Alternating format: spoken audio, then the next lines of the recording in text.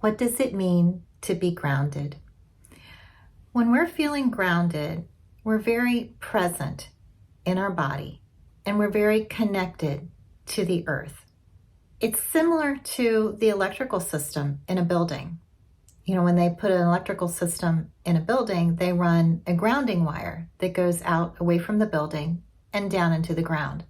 And the purpose of that wire is to discharge excess electricity back into the earth.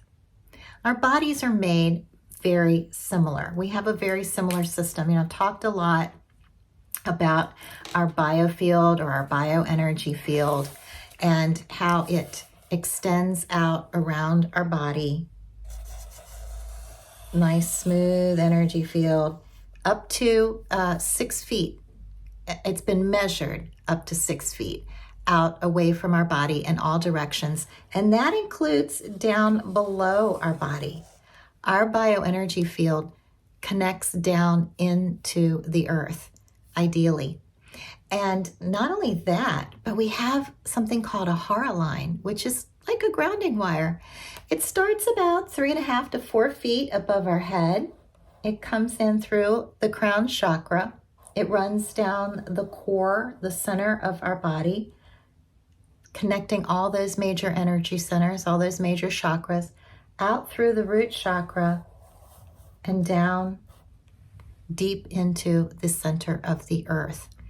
And that helps with nourishing our body by bringing in the earth's energy and also helps us to discharge excess energy. And this is called the Hara, H-A-R-A, or line of intention.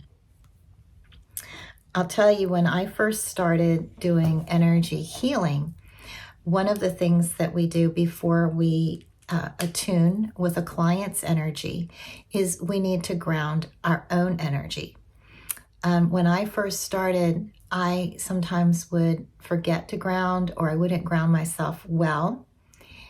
And then when I attuned to the client, it would make me sick to my stomach.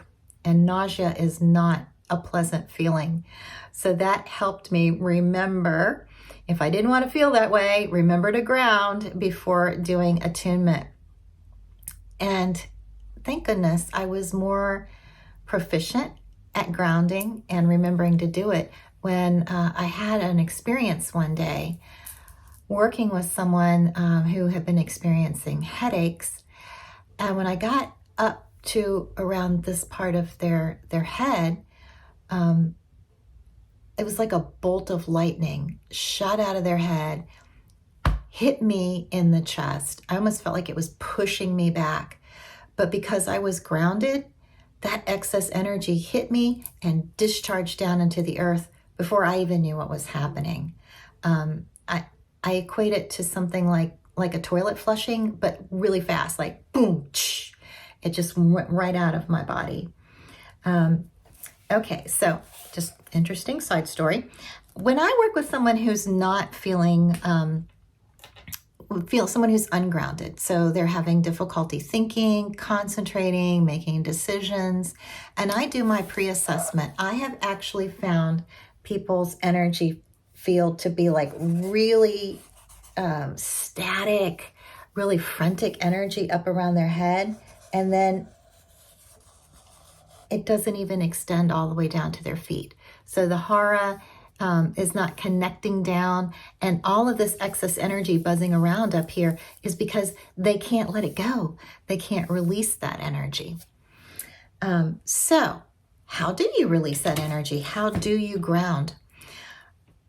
One way you can do that is to go outside and walk in direct contact with the earth. You know, way back when, humans spent a lot more time direct contact with the earth. We walked on the earth, we slept on the earth. But nowadays we're in buildings with concrete foundations, and when we do go outside, we're wearing rubber-soled shoes that insulate us from the earth's energy. So spending some time walking outside or just being outside, take your shoes off, let your feet rest on the ground. You can spread a blanket and just lie on the ground. Remember how energizing it feels to take a barefoot walk on the beach, or to lie on a blanket in the park and just reconnect with the earth's energy. It's very healing. There's a documentary that was made about it.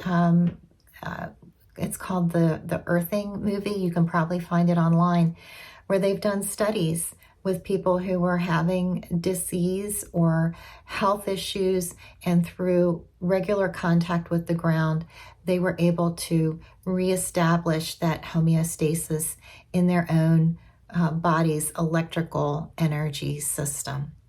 Another way that we can ground, if a barefoot stroll or a nap in the park is not conducive to your schedule, we can ground with intention. When we intentionally send that energy down the Hara and down into the ground, we can connect and ground ourselves that way as well.